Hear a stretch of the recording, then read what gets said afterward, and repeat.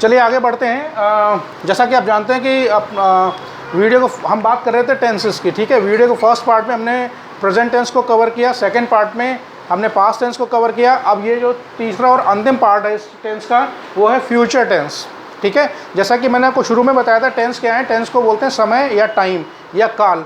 वो बताता है कि कोई भी काम प्रेजेंट टाइम में हो रहा है, अभी हो रहा है, या पीछे हो चुका है पास्ट में, या फिर फ्यूचर में आगे जाके वो काम होने वाला है, प्री प्लान्ड है, या ठीक है कोई काम है जो फ्यूचर में होने वाला है, ठीक है। तो फ्यूचर के जब हम चार टेंसेस पढ़ते हैं, तो जैसा कि आप जानते हैं हर टेंस की चार सब कैटेगरीज हैं, इंडेफिनिट, कंटिन्यूस, परफेक्ट और परफेक्ट कॉन्टिन्यूस, ठीक है। तो अभी हम बात करते हैं फ्यूचर इंडेफिनिट टेंस की। फ्यूचर इंडेफिनिट टेंस की पहचान क्या है हिंदी में? जिन सेंटेंसेस के लास्ट में गा गी गे, ठीक है, गा गी गे, या ऐसा समझ लीजिए जिन टेंसेस में ये बताया जाता है कि कोई काम अभी हुआ नहीं है, फ्यूचर में जाके होगा, कोई काम अभी हुआ नहीं है, फ्यूचर में वो काम होगा, उस टेंस को हम सिंपल फ्यूचर इंडेफिनिट टेंस कहते हैं, ठीक है। इस टेंस का फॉर्मेट क्या है, पहले फॉर्मेट समझ लेते हैं। सब्जेक्ट, ठीक है, उसके बाद शैल लगाएंगे या फिर विल लगाएंगे, फिर वर्ब की फर्स्ट फॉर्म लगाएंगे, ठीक है। ये रोमन का फर्स्ट है, 1 है, मैंने उसके ऊपर एस टी नहीं लिखा है, इसको इस तरह से नहीं लिखा है, ठीक है, क्योंकि ये तरीका गलत है। रोमन में कभी भी आप 1, 2 लिखते हैं, 3 लिखते हैं, तो यहाँ पर एफ के ऊपर एस टी मत लगाइए, यहाँ पर एन डी, मैंने देखा कई लोगों को इस तरह लिखते हैं थर्ड, ये तरीका गलत है, ठीक है, दिस इज रॉन्ग। अब जब आप रोमन में लिखती हैं, फर्स्ट को आप ऐसे लिखिए, सेकंड को ऐसे लिखिए, थर्ड को ऐसे लिखिए, और जहाँ तक भी ये काउंटिंग जाती है उसको वैसा ही लिखना है, उसको ऊपर आपको कुछ नहीं लिखना है, वो तरीका बिल्कुल गलत है। अगर आप ऐसा लिखते हैं तो उसको लिखना बंद कर दीजिए, ठीक है। सही तरीका है फर्स्ट को केवल ऐसे लिखिए। मैंने बहुत सारे बच्चों की नोटबुक में देखा है जो वो अपनी क्लास लिखते हैं, जैसे कोई बच्चा 5th क्लास में पढ़ रहा है तो वो क्या लिखेगा, वो ऐसा तो लिखते नहीं है, आजकल बच्चे लिखते हैं ऐसे, ठीक है, ये तरीका गलत है, केवल आप ऐसे लिखिए, ठीक है। चलिए बात करते हैं फ्यूचर इंडेफिनिट टेंस की। फॉर्मेट क्या है? सब्जेक्ट, शैल या फिर विल या और वर्ब की फर्स्ट फॉर्म, ठीक है। अब बात करते हैं, देखिए शैल और विल की। सबसे ज़्यादा कन्फ्यूजन शैल और विल में ही बच्चों को होता है, बड़ों को भी शैल और विल में कन्फ्यूजन होता है, ठीक है। मैं आपको बताता हूँ कि शैल कहाँ यूज़ होगा और विल कहाँ यूज़ होगा, उसका तरीका क्या है। नॉर्मली आई और वी के साथ हम शैल यूज़ करते हैं, ठीक है। बाकी जितने भी प्रोनाउन हैं, ही, शी, इट, दे, यू, ठीक है, इन सब के साथ हम यूज़ करते हैं विल। और बाकी के जितने भी नाउन हैं, अगर कोई नाउन है, ठीक है, उसके साथ भी हम विल यूज़ करते हैं। आई और वी के साथ शैल यूज़ करते हैं, आई और वी के साथ हम शैल यूज़ करते हैं। बाकी जितने भी pronoun he, she, it, they, you, इन सभी के साथ हम क्या यूज़ करते हैं? विल यूज़ करते हैं, ठीक है। एग्जाम्पल मैं आपको यहाँ पर एक देता हूँ।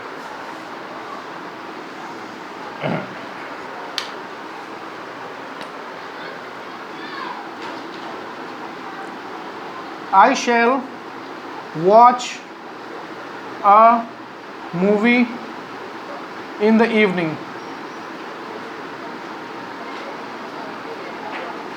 I shall watch a movie or a film in the evening.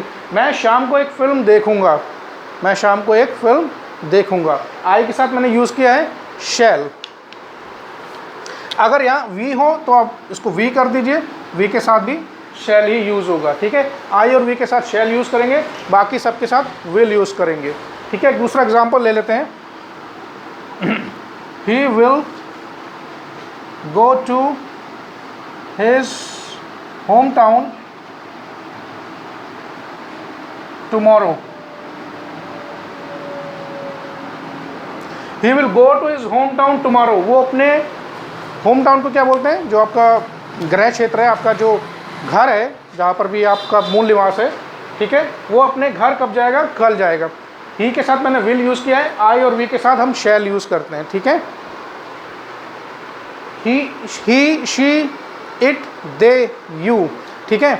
Singular pronoun हो या प्लूरल प्रोनाउन हो, हम क्योंकि वर्ब, ये जो हेल्पिंग वर्ब है, इसको मॉडल वर्ब बोलते हैं। मॉडल वर्ब पर एक दिन मैं किसी दिन अलग से एक वीडियो बनाऊंगा, ठीक है, उसका डिटेल्ड एक्सप्लेनेशन। फिलहाल आप ये समझ लीजिए जो मॉडल वर्ब हैं, मॉडल वर्ब क्या है, shall, will, can, could, may, might, ये जितने भी मॉडल वर्ब हैं, ठीक है, they are not impacted by the gender और द टेंस। ठीक है, जेंडर से उनको कोई फ़र्क नहीं पड़ता है, और ना वो सिंगुलर है या प्लूरल है उससे भी कोई फ़र्क नहीं पड़ता, irrespective of the fact whether that noun और प्रोनाउन सिंगुलर और है या प्लूरल है। ठीक है, मेल या फीमेल कोई भी जेंडर है, ये एज इट इज़ यूज़ होती हैं। ठीक है, कोई डिफ्रेंशिएशन नहीं है। अगर यहाँ पर ही के साथ विल आएगा तो शी के साथ भी विल ही आएगा। ठीक है, ही और शी में जेंडर का फ़र्क है, लेकिन चूंकि ये मॉडल वर्ब है, मॉडल वर्ब का फॉर्म चेंज नहीं होता, इसीलिए उनको मॉडल वर्ब बोलते हैं। ठीक है, तो फ्यूचर इंडेफिनिट टेंस क्या है, कोई काम नियर फ्यूचर में होने वाला है या कोई प्री प्लान्ड एक्शन है। ठीक है, उस प्री प्लान्ड एक्शन को डिनोट करने के लिए, उसको बनाने के लिए हम फ्यूचर इंडेफिनिट टेंस का यूज़ करते हैं। फॉर्मेट क्या है, सब्जेक्ट के साथ शैल या विल, वर्ब की फर्स्ट फॉर्म आती है, ध्यान रखिएगा, वर्ब की कौन सी फॉर्म आती है, फर्स्ट फॉर्म आती है। अब दूसरा क्या है, इसका यूज़ क्या है, बहुत से चीज़ें ऐसी हैं जो ऑलरेडी प्री प्लान्ड हैं या निकट भविष्य में होने वाली हैं, ऑलरेडी प्लान्ड हैं, उन प्लान्ड एक्शंस को भी हम फ्यूचर इंडेफिनिट टेंस में बनाते हैं। जैसे the train will arrive at 2 o'clock, the train will arrive at 2 o'clock। ठीक है, ट्रेन का तो टाइम टेबल फिक्स है आने का, लेट हो सकती है। ठीक है, the train will arrive at 2 o'clock, train कितने बजे आएगी, 2 बजे आएगी। एक ये प्री प्लान टाइम टेबल के हिसाब से कोई एक्शन है जो निकट भविष्य में होने वाला है, फ्यूचर में होने वाला है, तो उसको हम सिंपल फ्यूचर इंडेफिनिट टेंस में हम बनाते हैं। ठीक है, आई होप आपको फ्यूचर इंडेफिनिट टेंस समझ में आएगा, बहुत ही आसान है। बात करते हैं फ्यूचर कंटिन्यूअस टेंस की।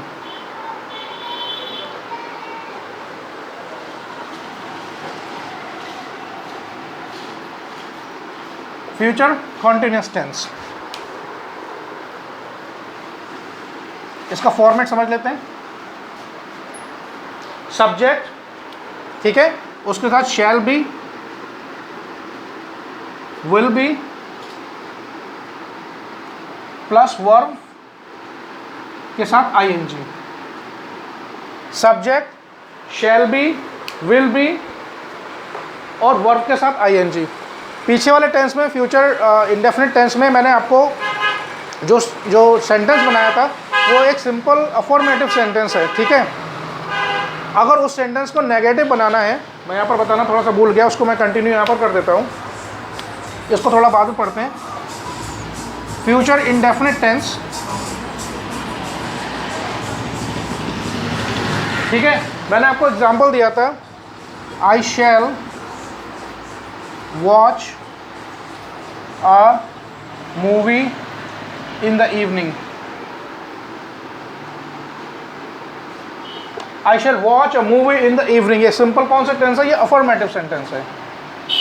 कौन सा सेंटेंस है, अफर्मेटिव सेंटेंस है। इसका नेगेटिव कैसे बनाएंगे, नेगेटिव बनाने के लिए शैल या विल के साथ हम नॉट लगा देंगे। ठीक है, तो उसका नेगेटिव कैसे बनाएंगे, I shall not watch a movie in the evening, rest of the sentence same रहेगा। ये कौन सा हो गया, ये हो गया नेगेटिव। ठीक है, आप इसी को इंटरोगेटिव कैसे बनाएंगे,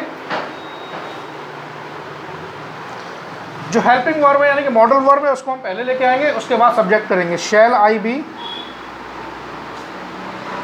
शैल I watch a movie in the evening, ये कौन सा बन गया, इंटरोगेटिव। ठीक है, क्योंकि ये वीडियो के फर्स्ट और सेकंड पार्ट में हम काफ़ी एक्सरसाइज कर चुके हैं, इसीलिए मैंने जानबूझकर उसको स्किप कर दिया था, लेकिन फिर भी एक उसका रिकैप समझ लीजिए।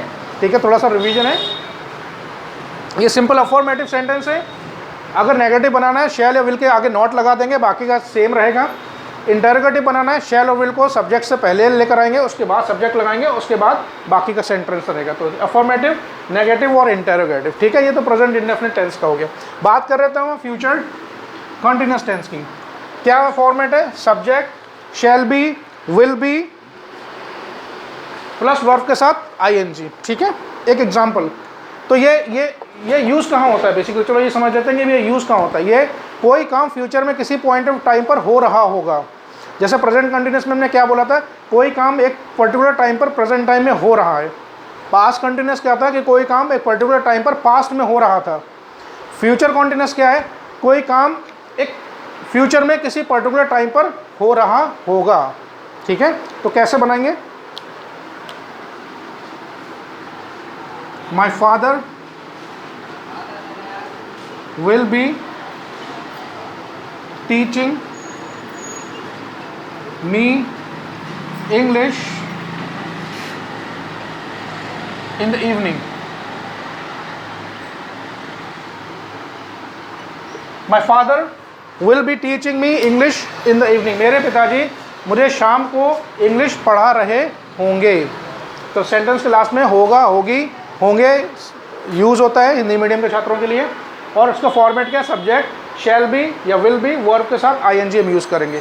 तो माई father will be teaching me evening in the evening, ये कौन सा सेंटेंस है? ये सिंपल अफर्मेटिव सेंटेंस है। कौन सा है ये? अफर्मेटिव सेंटेंस है। ठीक है, अब इसी को अगर हम नेगेटिव बनाएंगे, ठीक है, तो नेगेटिव बनाने के लिए क्या है? शैल बी या विल बी के बीच में नॉट लगाएंगे। ध्यान रखने वाली बात है, नॉट विल से पहले नहीं आएगा, बी के बाद भी नहीं आएगा, दोनों के बीच में आएगा। तो कैसे बनाएंगे? माई father will not be teaching me English in the evening. ठीक है, ये कौन सा बन गया? Negative. My father will not be teaching me English in the evening. मेरे पिताजी मुझे शाम को इंग्लिश नहीं पढ़ा रहे होंगे। ये कौन सा बन गया? ये नेगेटिव बन गया। ठीक है, अब इसी को इंटरोगेटिव बनाना है तो क्या करना है? जो शैल बी और विल बी है उसको हम थोड़ा अलग अलग कर लेंगे। ठीक है, हम उसको अलग अलग कर लेंगे। विल को हम पहले यूज़ करेंगे, फिर उसके बाद सब्जेक्ट आएगा।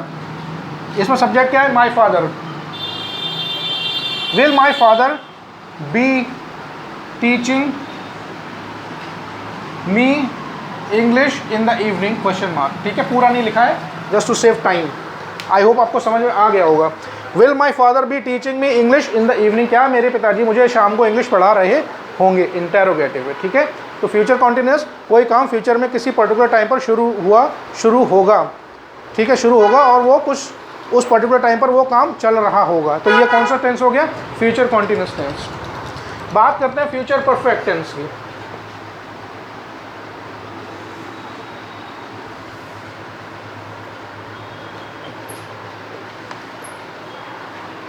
फ्यूचर परफेक्ट टेंस में क्या है कि कोई काम फ्यूचर में शुरू हुआ होगा और फ्यूचर में जाके ख़त्म हो जाएगा। कोई काम फ्यूचर में शुरू होगा और फ्यूचर में किसी पर्टिकुलर टाइम पर जाके ख़त्म होगा। ठीक है, पहचान क्या है उसकी? फ्यूचर परफेक्ट टेंस को समझ लेते हैं यहाँ पे।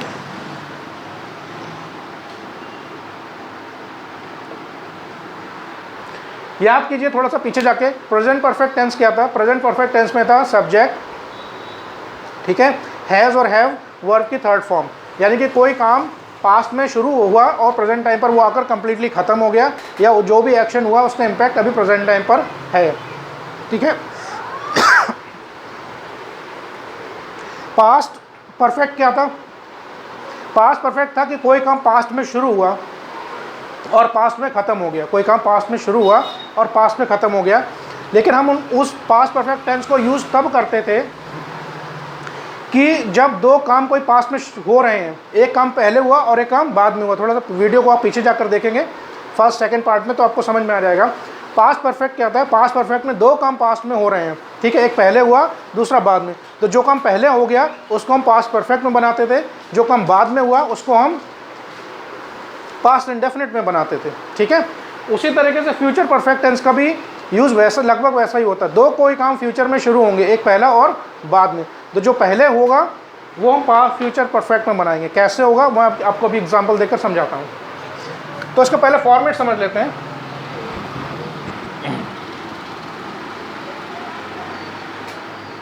सब्जेक्ट प्लस शैल हैव या फिर विल हैव और वर्ब की थर्ड फॉर्म। ठीक है, थर्ड में मैंने ऐसे RD नहीं लिखा है, केवल 3 लिखा है रोमन में। Subject shall have will have verb की third form. Subject shall have will have verb की थर्ड फॉर्म और बाकी का सेंटेंस जो भी बचा हुआ है। ठीक है, एग्जाम्पल एक ले लेते हैं। I shall have read this book by evening. I shall have read this book by evening. Read, read, read spelling एक ही है, अगर सेकेंड फॉर्म है थर्ड फॉर्म है तो उसको रेड पढ़ते हैं, READ रेड, ठीक है। I shall have read this book by evening, ये बुक मैंने शाम तक पढ़ ली होगी। तो पहले क्या हुआ होगा फ्यूचर में, बुक पढ़ी होगी, शाम कब आएगी, बाद में आएगी। तो फ्यूचर में जो काम पहले ख़त्म हुआ फ्यूचर परफेक्ट टेंस, ठीक है, और जो बाद में हुआ वो सिंपल प्रेजेंट टेंस, ठीक है। ये समझ में आया। The police will have caught the thief by now. The police will have caught the thief by now. Police ने चोर को अब तक पकड़ लिया होगा। फर्स्ट पार्ट पहले ख़त्म हुआ होगा, सेकंड पार्ट बाद में। तो ये पार्ट को हमने किस में बनाया, फ्यूचर परफेक्ट टेंस में। सब्जेक्ट इसमें द पुलिस सब्जेक्ट है, विल हैव वर्ब की थर्ड फॉर्म और बाकी का सेंटेंस। ये दोनों कौन से सेंटेंस हैं, ये है अफर्मेटिव, ठीक है। अब इसको नेगेटिव कैसे बनाएंगे, शैल और हैव के बीच में नॉट लगाएंगे। अब इसी को नेगेटिव बनाते हैं। I shall not have read this book by evening, ठीक है, ये हो गया negative. I shall not have read this book, ठीक है, शैल हैव के बाद नॉट नहीं लगाएंगे। नॉट जो है शैल और हैव के बीच में आएगा, विल हैव है तो विल और हैव के बीच में आएगा। पहले सब्जेक्ट, फिर शैल या विल जो भी है, उसके बाद नॉट, उसके बाद हैव, उसके बाद वर्ब की थर्ड फॉर्म। तो ये बन गया क्या, नेगेटिव। इसी को अगर आप इंटरोगेटिव बनाना है, इसी सेंटेंस को ले लेते हैं। शैल को पहले लेकर आइए, shall I have read this book by evening, ठीक है, क्वेश्चन मार्क। ये बन गया इंटरोगेटिव। शैल और विल को पहले लेकर आइए, उसके बाद सब्जेक्ट आएगा, जो भी सब्जेक्ट है वो नाउन है या प्रोनाउन है, उसके बाद हैव आएगा, उसके बाद बाकी का सेंटेंस। ये बन गया इंटरोगेटिव। सिंपल में शैल हैव विल हैव सब्जेक्ट के बाद आएगा, सब्जेक्ट शैल हैव या विल हैव आएगा, अकॉर्डिंगली आई और वी के साथ शैल लगाएंगे, बाकी के साथ विल लगाएंगे, ठीक है। नेगेटिव में नॉट जो है बीच में आएगा, दोनों शैल हैव और विल हैव के बीच में आएगा। अगर इंटरोगेटिव बनाना है तो शैल यूज़ किया तो शैल पहले आएगा, विल यूज़ किया तो विल पहले आएगा, फिर सब्जेक्ट आएगा, उसके बाद हैव आएगा, उसके बाद बाकी का सेंटेंस आएगा। तो ये क्या किसका एग्जांपल हो गया, फ्यूचर परफेक्ट टेंस का। अब लास्ट जो बचता है वो है future perfect continuous tense.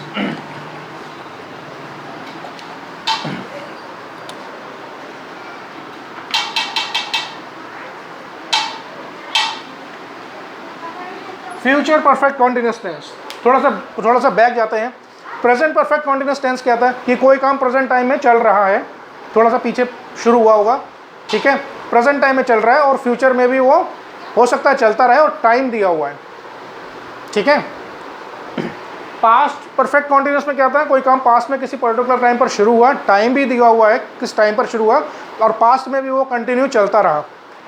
Future perfect continuous tense क्या है कि कोई काम फ्यूचर में शुरू होगा और फ्यूचर में कंटिन्यू रहेगा, ठीक है। कोई काम जो है फ्यूचर में शुरू होगा और फ्यूचर में कंटिन्यू रहेगा और उसमें टाइम भी दिया गया कि वो कब तक, कब वो पर्टिकुलर टाइम पर काम शुरू होगा, ठीक है। एग्जाम्पल देता हूँ, पहले आप उसका फॉर्मेट समझ लेते हैं। Subject plus shall have been,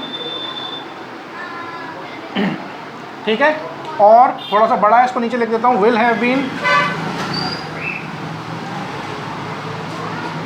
plus verb plus ING, verb के साथ आईएनजी प्लस सिंस या फिर फॉर और उसके बाद टाइम, जो भी टाइम दिया हुआ है। सब्जेक्ट शैल हैव बीन या फिर विल हैव बीन, उसके बाद वर्ब के साथ आईएनजी लगाएंगे और उसके बाद सिंस या फॉर लगाएंगे, उसके बाद जो भी टाइम दिया है वो टाइम लिखेंगे। रूल वही एप्लीकेबल रहेगा यहाँ पर, आई और वी के साथ शैल हैव बीन लगेगा, बाकी सबके साथ विल हैव बीन लगेगा। ठीक है, एक एग्जांपल ले लेते हैं, he shall have been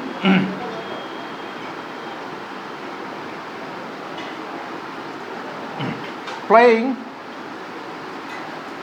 cricket for 2 hours। He shall have been playing cricket for 2 hours, वो 2 घंटे से क्रिकेट खेल रहा होगा। ठीक है, खासकर जो हिंदी मीडियम के इंटरमीडिएट के छात्र हैं, बोर्ड स्टेट बोर्ड के लिए, उनकी हेल्प के लिए मैं बता रहा हूँ।